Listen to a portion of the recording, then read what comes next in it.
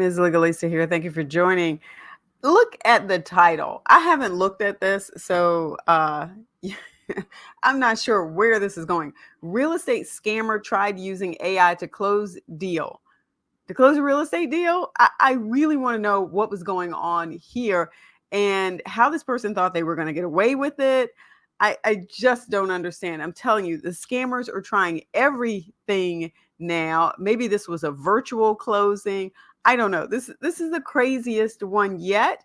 Hopefully, my Verizon will let me stream this so that you can actually see it. I may have some issues here. Sometimes there's some lagging going on, but hopefully not, because I'm really interested to see what is going on here. We turn now to an unbelievable real estate scheme that you'll only see on Local 10 News. A title company was trying to close a deal and demanded to speak with a real person, but says that instead the company came face to face with artificial intelligence. Local 10 crime specialist Bridget Matter is in Hallandale Beach with our exclusive tonight. The woman who caught this scam has done thousands of closings, and she's never seen a scammer try to use AI to sell a property. It's a sophisticated scam you may have never heard of, using AI technology to try and fraudulently sell property. It almost happened here in Hallandale Beach. Margaret? The woman on the bottom right of your screen is supposed to be Margaret Ann McCartney, claiming to be the owner and seller of this vacant property in Hallandale Beach, except what you see there isn't real, it's AI.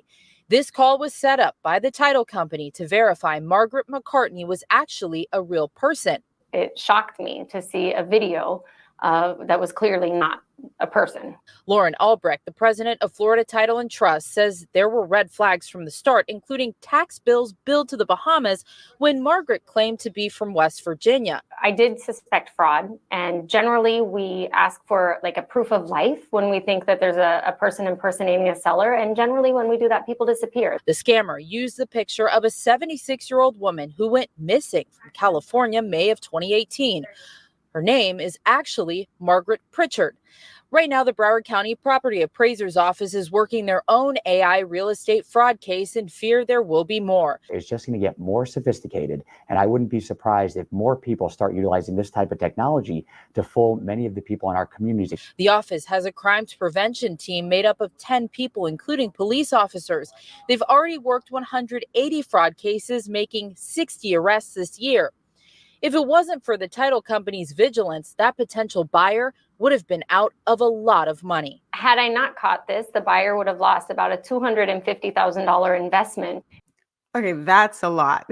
Totally not what I expected. But can you imagine being that title company and having that conversation with other people in the office going, something doesn't feel right. I feel like we're dealing with, I don't know, some fraud here. Let's set up this Zoom, some sort of virtual conference where we can all talk. And what you have is someone who shows up who's AI generated. Now, I would really like to know how that whole conversation went.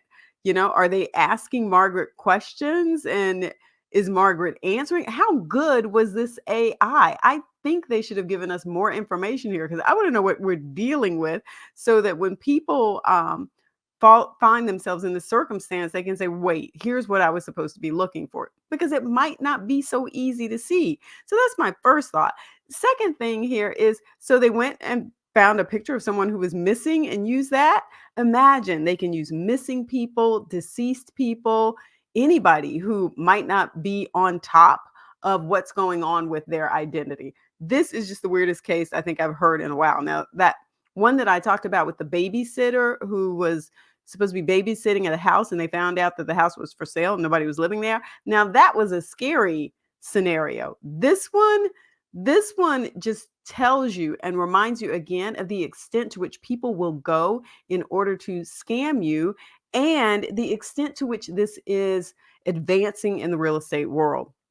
The fraud is just not stopping. The last thing I want to mention is this $250K. I'm glad the person did not lose the $250K. But when you talk about real estate transactions, so many of them, the amount of money for them is so much more than $250K. So I can imagine that there could be some instances where there'd be a whole lot more on the line. So just stay on top of this stuff. Keep your eyes and ears open. Pay attention. Vet who you're talking to. Do your due diligence. Trust and verify, or don't trust. Verify first. I think there's just too much on the line now for us to be taking things for granted. I think we need to be asking a whole lot more questions. So don't forget to like the video and don't forget to subscribe. Peace.